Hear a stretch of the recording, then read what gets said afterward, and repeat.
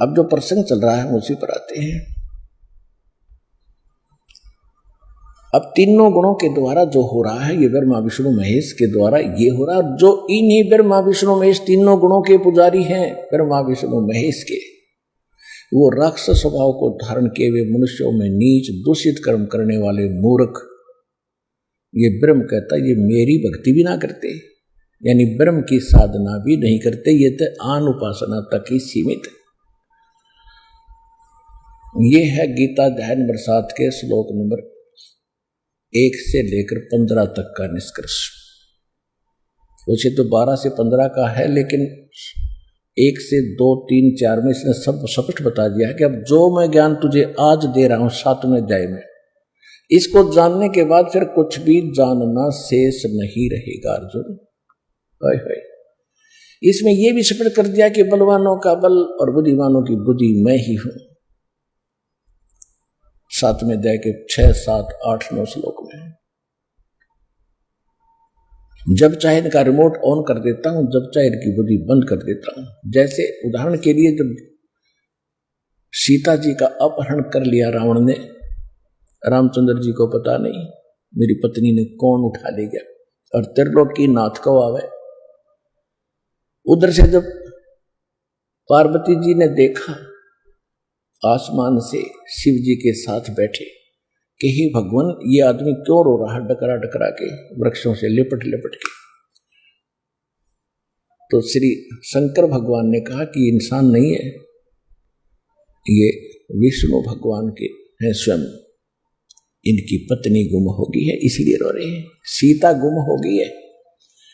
तो पार्वती को शंका हुई कि भगवान और रोए क्यों? तो पार्वती जी ने कहा कि मैं परीक्षा लूंगी, सीता रूप धारूंगी, इसके सामने जाऊंगी, अगर मुझे पहचान लेंगे कि मैं पार्वती हूं सीता नहीं हूं तो मैं भगवान मान लूंगी, आपकी बात को मैं सत्य मानूंगी। तो भगवान शिव ने कहा कि ऐसी गलती मत कर देना, यदि तूने सीता रूप बना लिया तो मेरे लिए पत्नी रूप में स्वीकार्य नहीं रहेगी, क्योंकि वो मेरे बड़े भाई की पत्नी है और बड़े भाई की पत्नी मां के तुल्य होती है, तू मेरी मां बन जाएगी। उस समय तो पार्वती जी ने कहा कि ठीक है जी मैं ऐसा नहीं करूंगी। जब भी आंख में चौनी देकर भगवान शिव जी इधर उधर गए, सीता रूप बनाया, श्री राम के सामने खड़ी होगी। अब वहां काल ने उस अपने पुत्र विष्णु की बुद्धि ऑन कर दी राम की, और कहा कि हे दक्ष की बेटी माया आप यहां किस लिए आई, भगवान शिव कहां रह गए, कहां छोड़े आई? तो बड़ी शर्मिंदा हुई पार्वती जी और कहा सचमुच भगवान शंकर आपको ठीक ही प्रणाम कर रहे थे, क्योंकि भगवान शिव ने जब ऊपर से प्रणाम किया तो पार्वती देख रही थी कि ये, क्योंकि पार्वती जी तो उसी को भगवान मान रही थी। हमारी यही स्थिति है, हम जिसकी पूजा करते हैं हम उसी को भगवान मान बैठे, उसके ऊपर मानते ही नहीं। तो पार्वती जी को यह भ्रम था कि महादेव जी के ऊपर कोई परमात्मा हो ही नहीं सकता, ये किसको प्रणाम कर रहे।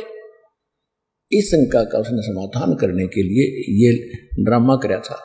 तो श्री रामचंद्र जी ने जब तो पहचान लिया कि तुम तो दक्ष की बेटी हो, भगवान शिव को कहां छोड़ आई, अपनी पत्नी का पता नहीं उसने कौन उठा ले गया, उसको खोजते पर रहे जैसे किसी की गाय गुम हो जाया करे, कोई इधर पूर्व में गया खोजने, कोई पश्चिम में, हनुमान जी को पता लग गया, वो संदेशा ले आई जब आप सीता पाई।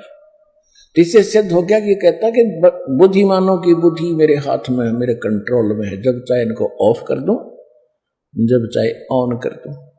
और जिस समय महाभारत का युद्ध इसने करवाया, अर्जुन मना करता था मैं लड़ूंगा नहीं, भीख मांग कर खा लूंगा, भगवान ये पाप नहीं करना चाहते, ऐसे राज के आग लगे। लेकिन उस समय काल श्री कृष्ण में प्रवेश करके उसको इतना डरा धमका दिया, सब भयंकर रूप दिखा दिया, ज्ञान का बहाना करके इधर उधर की अटपट करके उसने नाश करवा ही दिया। और उसमें अर्जुन के अंदर प्रवेश करके उसने ना जाने कितने मार डाले, उसमें ताकत दे दी। और जिसमें श्री कृष्ण जी का पूरा कुल नाश हो गया था, दुर्वासा जी के श्राप से 56 करोड़ यादव आपस में कटकर मर गए थे, कोई शेष नहीं बचा था। श्री कृष्ण जी को एक शिकारी ने विषाक्त तीर से मार दिया था। उसमें अर्जुन वहां की औरतों को लेकर इंद्रप्रस्थ आ रहा था। उसके पास वही धनुष था जिसको महाभारत में प्रयोग किया करता था, एक का मारा था 20 में से निकल जाता था, वही धनुष उसके पास था।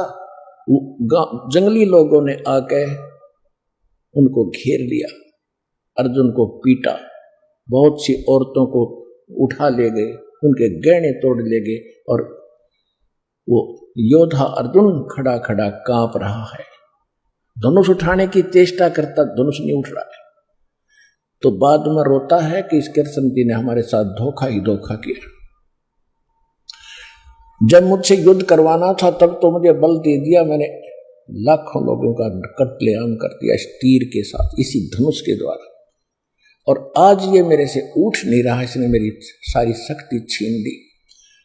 ये बड़ा छलिया और कपटी आदमी था, जो नेक व्यक्ति नहीं था। तो यहां परमात्मा कहते तुमने इस बीमारी की जड़ का नहीं पता। श्री कृष्ण बुरा नहीं था, श्री कृष्ण छलिया नहीं था। छलिया तो यो काल है जो गुप्त रहकर सारे काम करता है।